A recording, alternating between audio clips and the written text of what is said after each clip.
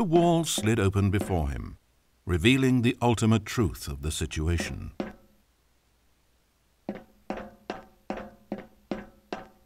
An enormous control panel, Stanley discovered, but not one that controlled simple machinery. Buttons were labeled with emotions: happy, sad. Levers and knobs controlled actions: walking, eating, doing work, or watching TV. Every input on this device monitored not the functions of a machine, but of a human being. And the reality began to sink in.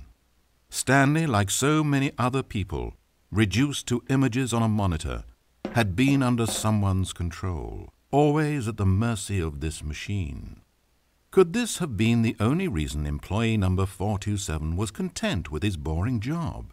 That a machine had altered his emotions to accept it blindly? He began to feel an unbridled rage, and at the peak of his anger, something happened. A spark. Stanley looked up and saw the generator overhead, still providing some small amount of power to the machine, keeping it alive.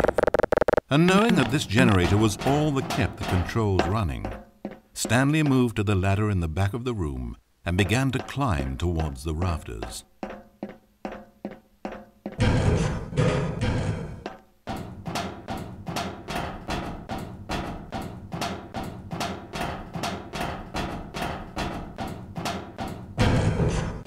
The higher Stanley climbed, the closer he felt to freedom, the further from enslavement.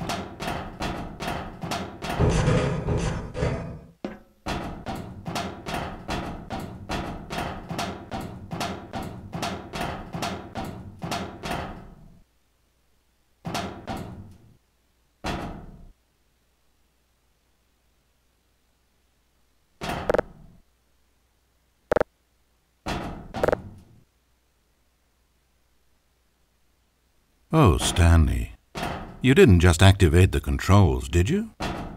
After it kept you enslaved all these years, you go and you try to take control of the machine for yourself? Is that what you wanted? Control? Stanley.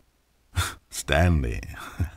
I applaud your effort, I really do. But you need to understand, there's only so much that machine can do.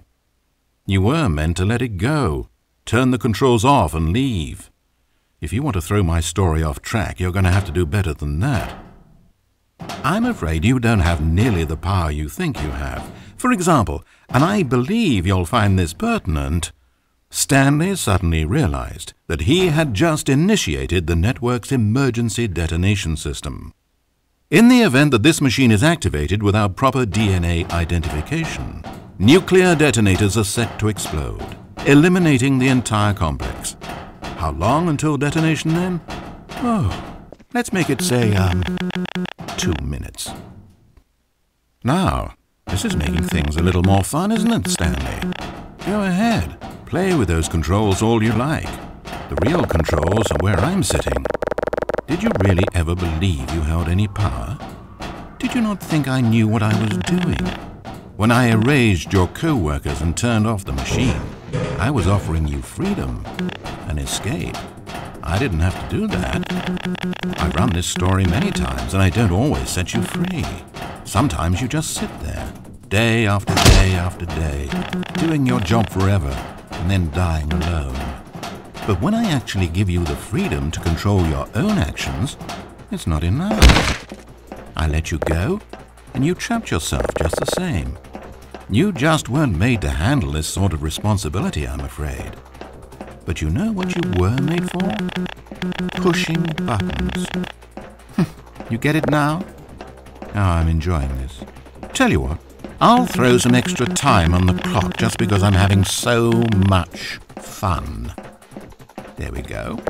You see, I want to watch you for every long second you try to puzzle this out. After all, it should make sense, right? The timer, the nuclear detonation, the mysterious facility, it's all here. This is a video game. Except for one thing there, hero. You've got no weapon, no vehicle. You don't even know where you're going. When you saw that timer, you just instinctively started trying to find an exit, didn't you? In fact, I bet you're still looking for a way out.